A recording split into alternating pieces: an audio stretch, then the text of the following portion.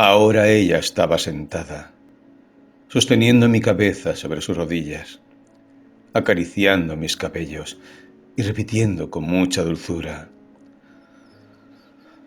«Tienes que irte y no debes volver nunca más». No osaba tutearla, pero como no podía estar callado, buscaba largas palabras, construyendo mis frases de manera que no le hablaba directamente porque, si bien no podía tutearla, sentía que era del todo imposible que pudiera seguir tratándola de usted. Mis lágrimas me quemaban. Si caía una sobre la mano de Marthe, aguardaba a que lanzara un grito. Me acusaba de haber roto el hechizo, diciéndome que en efecto había sido un loco al posar mis labios contra los suyos, olvidando que había sido ella quien me había abrazado. Tienes que irte y no debes volver nunca más. Mis lágrimas de rabia se mezclaban con mis lágrimas de pena. De igual manera, el furor del lobo resulta tan dañino como la trampa. Si hubiera hablado, hubiera sido para injuriar a Marthe. Mi silencio la inquietaba. Ella veía en ello resignación. Puesto que es demasiado tarde, pensaba, en mi justicia, quizá clarividente. Al fin y al cabo, no me importa que sufra. En medio del fuego, tiritaba, castañeteaba los dientes. A mi verdadera pena, que me surgía desde la infancia, se añadían sentimientos infantiles. Era el espectador que no quiere acudir a presenciar la obra porque el desenlace le disgusta. Le dije: «No me iré. Usted se ha burlado de mí. No quiero volver a verla». Porque si bien no quería regresar a casa de mis padres, tampoco quería volver a ver a Marthe. La hubiera echado de su propia casa. Pero ella sollozaba: «Eres un niño. No comprendes que si te pido que te vayas, es porque te quiero». Repliqué con odio que comprendía muy bien sus obligaciones y que su marido estaba en la guerra. Ella sacudió la cabeza. «Antes de conocerte, era feliz. Creía que amaba a mi novio. Le perdonaba que no me comprendiera bien. Eres tú quien me ha hecho ver que no le quiero. Mi deber es lo que tú piensas. No se trata de no mentir a mi marido, sino de no mentirte a ti. Vete y no me creas malvada. Pronto me habrás olvidado. No quiero ser la causa de tu desdicha en la vida. Lloro porque soy demasiado vieja para ti». Esas amorosas palabras eran infantilmente sublimes, y cualesquiera que sean las pasiones que de allí en adelante experimentara, nunca más volvería a conocer la emoción adorable de ver llorar a una joven de 19 años, porque se sentía demasiado vieja. El sabor del primer beso me había decepcionado como un fruto que se degusta por primera vez. No es la novedad, sino en el hábito en donde encontramos los grandes placeres. Algunos minutos después, no solo estaba habituado a la boca de Marthe, sino que no podía pasarme sin ella. Y es entonces cuando me hablaba de privarme de ella para siempre jamás. Aquella tarde, Marthe vino conmigo hasta casa. Para sentirme más cerca de ella, me acurrucaba bajo su capa y la cogía de la cintura. Ya no me decía que era necesario que dejásemos de vernos. Al contrario, se ponía triste al pensar que debíamos separarnos dentro de unos pocos minutos. Me hizo prometer 1000 locuras. Cuando llegamos a casa de mis padres, no quise dejar a Magde regresar sola y la acompañé hasta su casa. Sin duda, ese comportamiento infantil no habría de tener nunca un final porque ella todavía se empeñaba en acompañarme. Yo acepté, con la condición de que a medio camino regresaría a su casa. Llegué a cenar una media hora tarde. Era la primera vez que ocurría. Eché al tren la culpa del retraso. Mi padre puso cara de creérselo. Luego, ya nada me pesaba. En la calle caminaba tan ligero como en mis sueños. Hasta aquí, todo lo que había codiciado de niño había acabado siendo motivo de duelo. De otra parte, la gratitud me echaba a perder los juguetes recibidos. ¿Qué prestigio puede tener para un niño un juguete que se da a sí mismo? Estaba ebrio de pasión. Magde era mía. No era yo quien lo decía, sino ella. Podía tocar su cuerpo, besar sus ojos, sus brazos, vestirla, maltratarla, a mi antojo. En mi delirio, la mordí en las partes de su piel que quedaban al descubierto, para que su madre sospechara que tenía un amante. Hubiera podido marcarle mis iniciales. Mi salvajismo de niño encontraba el viejo sentido de los tatuajes. Magde decía: sí, muérdeme, márcame. Quiero que todo el mundo lo sepa.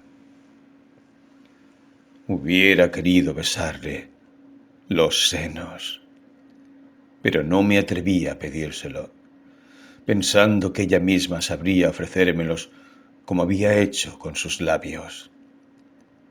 Al cabo de algunos días, acostumbrado a conseguir sus labios, no podía considerar una delicia mayor. Leíamos juntos a la luz del fuego. Ella arrojaba con frecuencia las cartas que su marido le enviaba cada día del frente. Por su inquietud se adivinaba que las de Magde eran cada vez menos tiernas y cada vez más extrañas. Yo no veía arder esas cartas sin sentir cierto malestar. Avivaban por un segundo el fuego y por ello tenía miedo de verlo todo más claro. Magde, que con frecuencia ahora me preguntaba si era verdad que la había amado desde nuestro primer encuentro, me reprochaba no habérselo dicho antes de su matrimonio. Ella no se hubiera casado. Pretendía. Porque si acaso había sentido por Jacques una suerte de amor al principio de su noviazgo, por cierto, demasiado largo por causa de la guerra, había ido poco a poco apagándose en su corazón. Cuando se casó, ya no amaba a Jacques.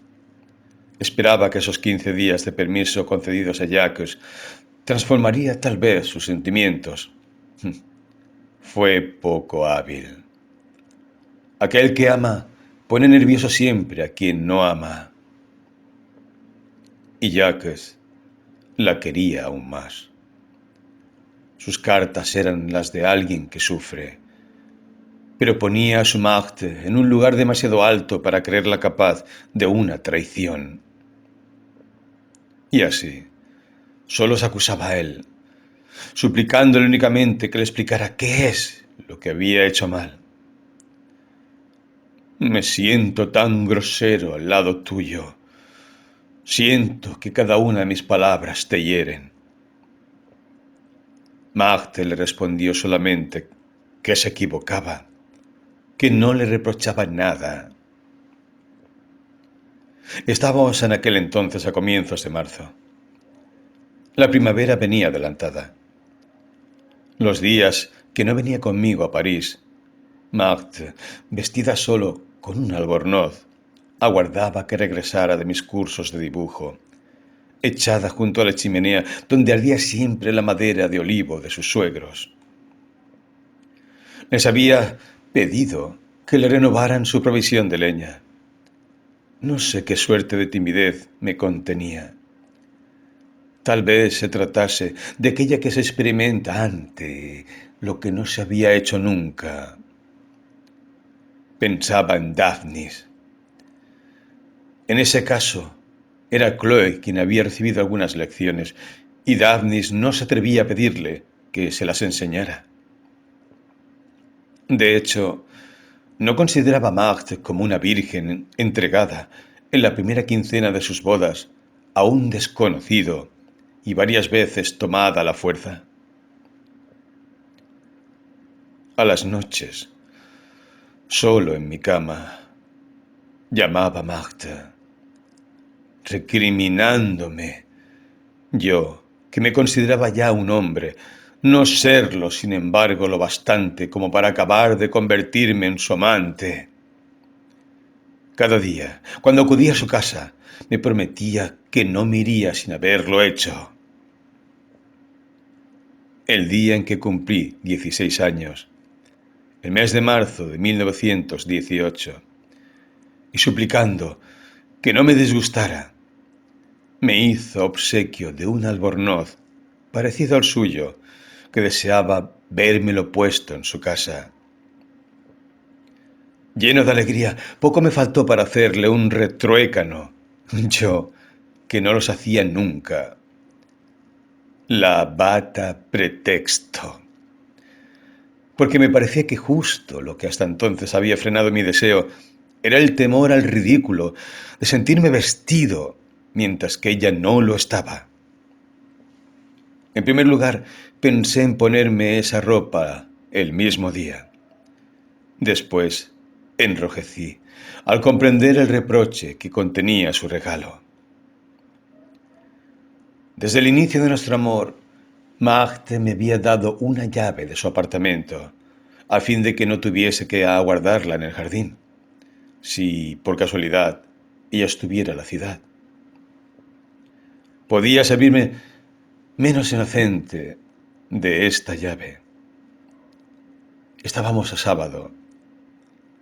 Dejé a Magd luego de prometerle venir a almorzar al día siguiente con ella, pero yo estaba decidido a regresar por la noche lo antes posible.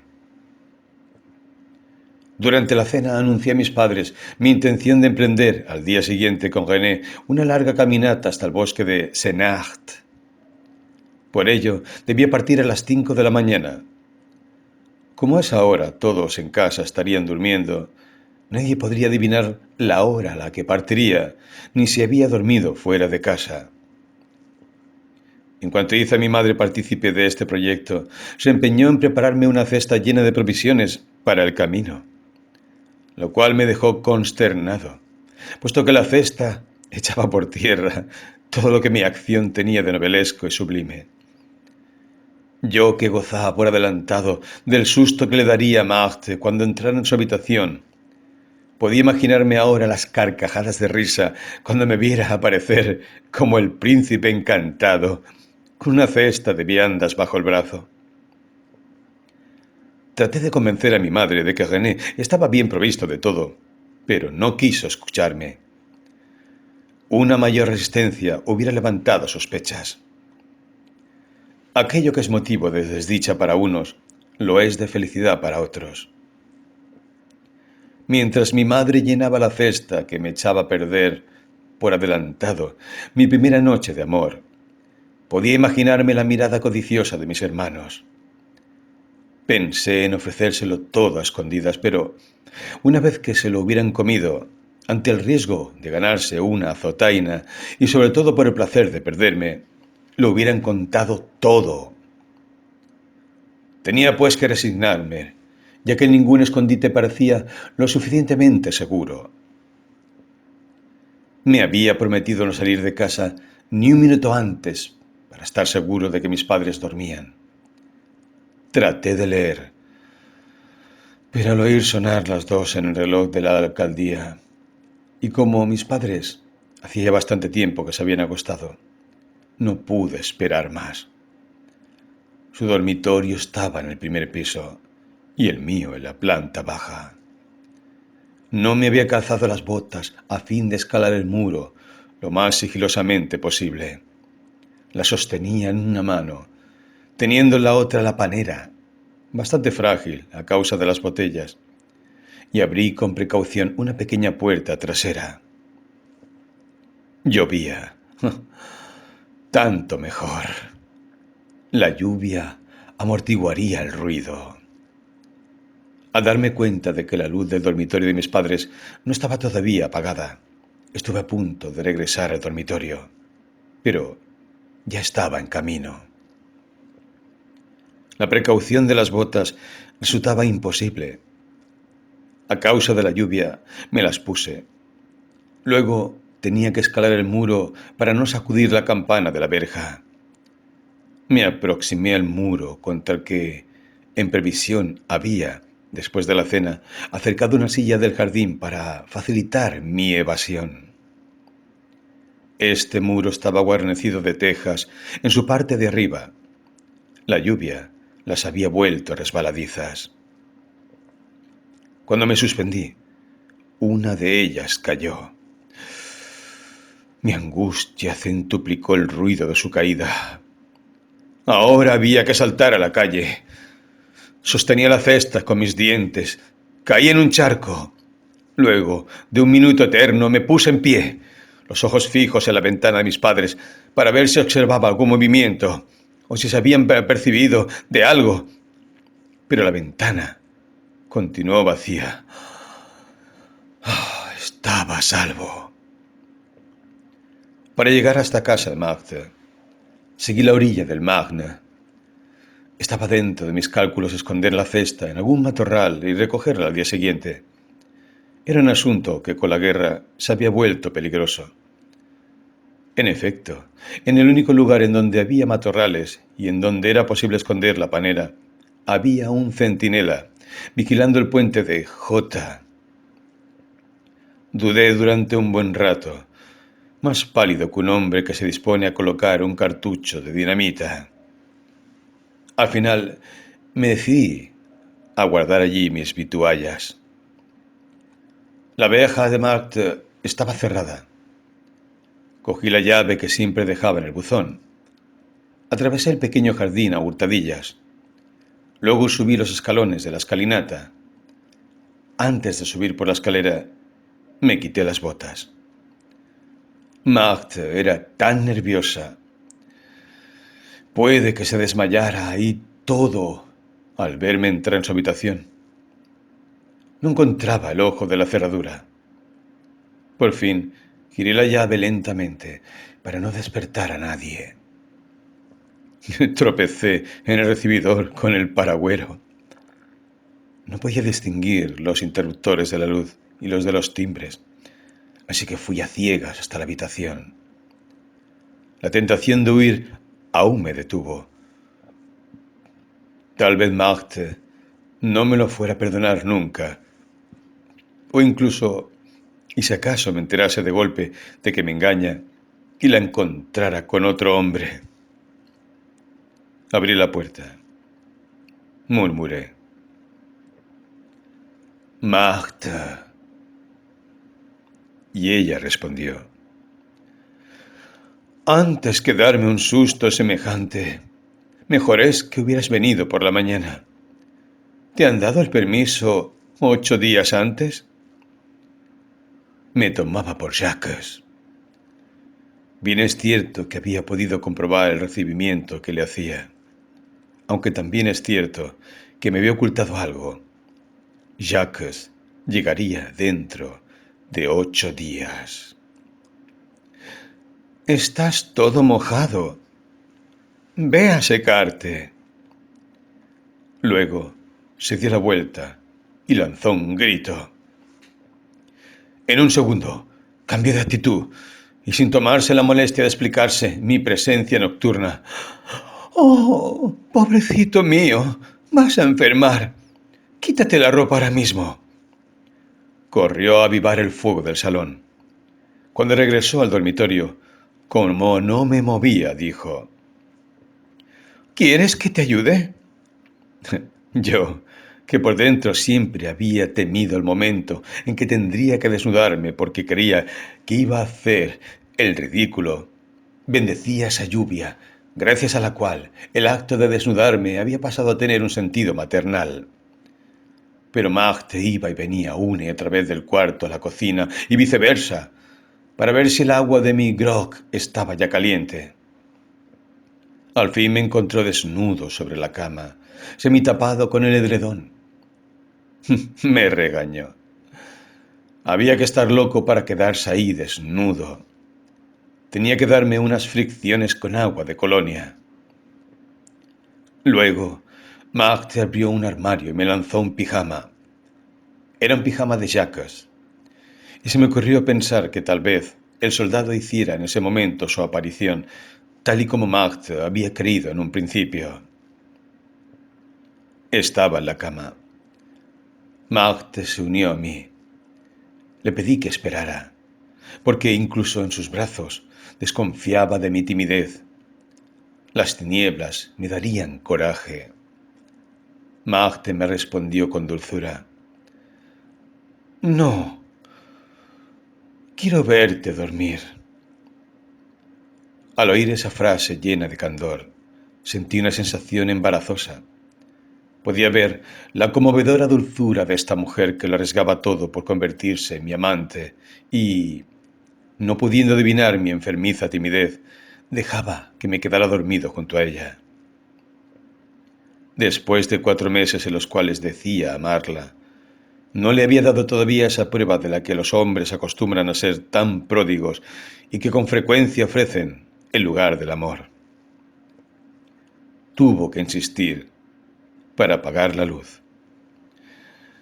Me encontraba tan confundido como antes de entrar en casa de Magde. Pero al igual que la espera ante la puerta no podía durar mucho, tampoco podía ser larga la espera ante la puerta del amor. Por lo demás, mi imaginación se prometía voluptuosidades tales que jamás ella llegaría a concebir. Por primera vez también dudaba de si debía parecerme al marido y dejar a Magde un mal recuerdo de nuestros primeros momentos amorosos. Ella fue, desde luego, más feliz que yo. Pero cuando nuestros cuerpos se desenlazaron y me miró con aquellos ojos, comprendí que mi desasosiego había merecido la pena. Su rostro había cambiado. Me extrañaba igualmente de no poder tocar la aureola que rodeaba a su cuerpo, como los cuadros religiosos. Aliviado de esos temores, me sobrevinieron otros. Y es que, comprendiendo al fin el poder de los actos que hasta entonces no había osado realizar, llevado por mi timidez, temía que Magde se hallara unida a su marido más de lo que ella misma creía.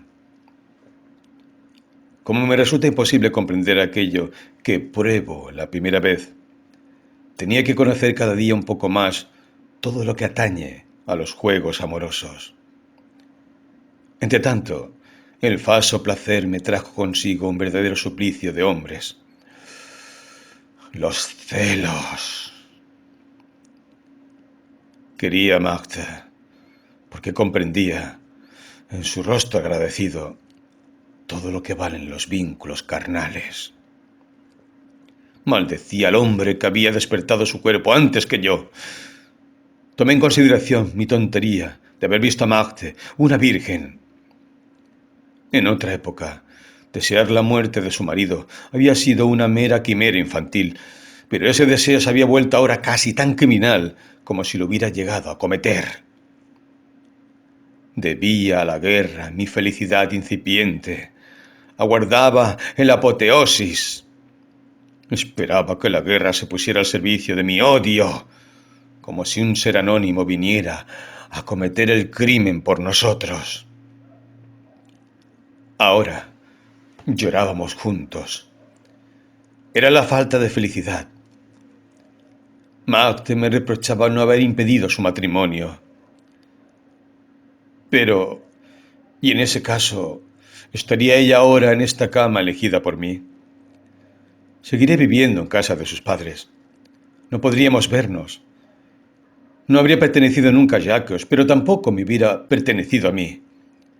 Sin él, y sin ánimo de hacer comparaciones, puede ser que mi pesar fuera todavía mayor al esperar más. No odiaba a Jacques. Odiaba la certeza de debérselo todo a aquel hombre a quien engañábamos. Pero amaba demasiado a Marthe como para encontrar criminal nuestra felicidad. Llorábamos juntos por no ser más que unos niños que apenas disponían de nada. Raptar a Marthe. Como no pertenecía a nadie más que a mí, sería raptármela a mí mismo, puesto que nos separarían. Considerábamos ya el final de la guerra, que sería el de nuestro final. Nosotros lo sabíamos, aun cuando Marthe me juraba que lo abandonaría todo, que me seguiría a cualquier parte.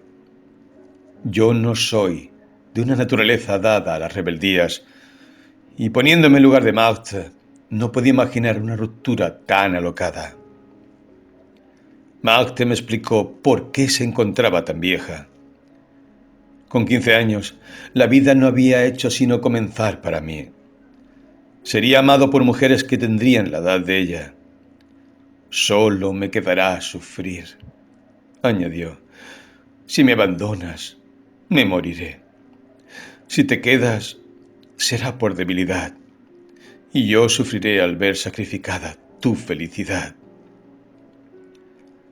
A pesar de mi indignación, no parecía en absoluto bastante convencido de lo contrario. Pero Marthe solo deseaba serlo, y mis peores razones le parecían buenas. Ella respondía: sí, no había caído en la cuenta. Ya veo que lo tienes muy claro. Yo, ante los temores de Marthe, sentía que mi confianza no era tan sólida como ella creía, razón por la que mis consuelos resultaban de poco fundamento. Parecía que era por educación que no deseaba desengañarla. Le decía: no, mujer, no, estás loca. Ah, era todavía demasiado sensible a la juventud, y ello me impedía imaginar que un día me separaría de Marthe, el día en que su belleza se desvaneciera y que sobreviniera la mía. Aunque mi amor me parecía haber alcanzado su forma definitiva, se hallaba tan solo en su primera fase. Se debilitaba al primer obstáculo. De manera que las locuras que aquella noche cometimos con nuestro espíritu nos fatigaron más incluso que las que pudimos cometer con nuestros cuerpos. Parecía que unas nos ayudaban a descansar de las otras. En realidad, nos consumían. Los gallos, bastante abundantes, comenzaron a cantar. Habían cantado durante toda la noche. Me apercibí de ese poético mensaje.